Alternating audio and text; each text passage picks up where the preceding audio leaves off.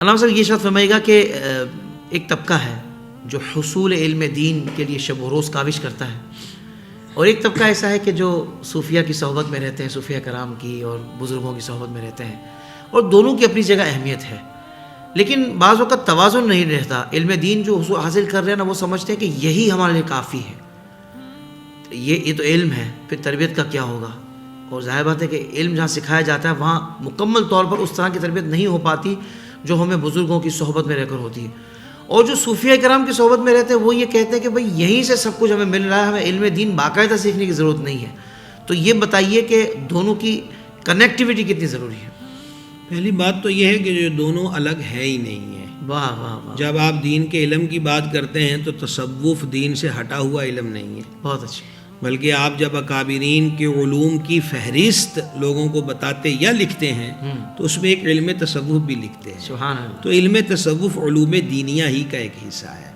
بس آپ یوں کہہ لیجئے کہ یہ باطنی اصلاح کا ایک طریقہ کار ہے۔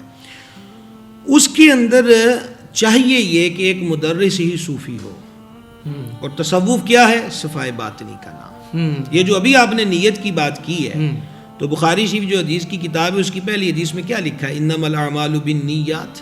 اللہ اکبر۔ تو یہ جو فرمایا ایک ہے عمل، آپ یوں کہہ لیجئے یہ امارت ہے، اور نیت اس کی بنیاد ہے۔ تو کوئی فرق نہیں ہے۔ ہوتا یہ تھا کہ آگے مسند تدریس پہ غوث اعظم جلوہ گر تھے، حضور گنج شکر جلوہ گر تھے، حضرت غوث بہاؤالدین زکریا ملتانی جلوہ گر تھے۔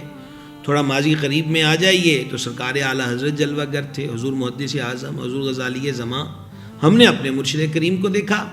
تو یہ وہ لوگ تھے کہ جو پڑھا اس پر عمل کیا، واہ واہ واہ، اور دیکھنے والے نے اس کو اپنے اوپر نافذ کر لیا۔ جب یہاں آ کر کمی آئی نا جی حافظ صاحب کہ تدریس کی مسند پر بیٹھے ہوئے نے اس چیز کو فالو نہیں کیا، پھر یہ ہوا کہ انہوں نے کہا اس تشنگی کو بجھانے کے لیے کسی بابے کا دروازہ کھٹکھٹایا جائے، جبکہ چاہیے یہ تھا کہ جو علم 7-8 سال پڑھا ہے بابا بھی اسی کی روشنی میں ڈھونڈا جائے، کیا کہنے، جو قرآن و حدیث پڑھا ہے۔ سبحان اللہ۔ تو پھر یہ ہو گیا کہ وہی میں نے آپ سے عرض کر دی کہ پھر تو ہمارا علم بھی ناقص ہو گیا کہ اتنا کچھ پڑھ کے آئے اور پڑھ کے آگے ایک ڈھونگی، ایک آوارہ، ایک نشئی، ایک فراڈی اور ایک بد عقیدہ کے ہاتھ میں ہاتھ دے دیا۔ تو اس کا مطلب یہ ہوا کہ یا ہم نے صحیح پڑھا نہیں یا ہمارے استاد نے ہمیں صحیح طریقے پر پڑھایا نہیں ہے۔ لہٰذا تصوف، اب اس پہ ایک اور چیز دیکھیں، شفیع اعظم صلی اللہ تعالی علیہ وآلہ وسلم مسجد انور میں جلوہ گر ہوئے، صحابہ کرام کے 2 حلقے لگے۔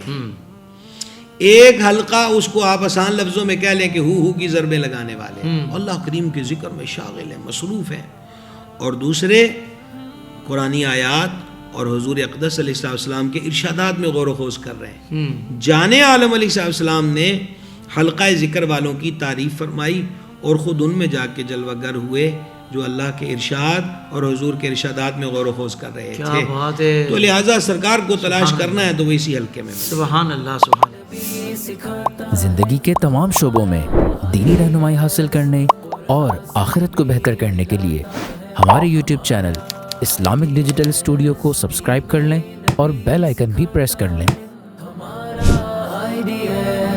قرآن سے بھی ملاتا ہے ہمارا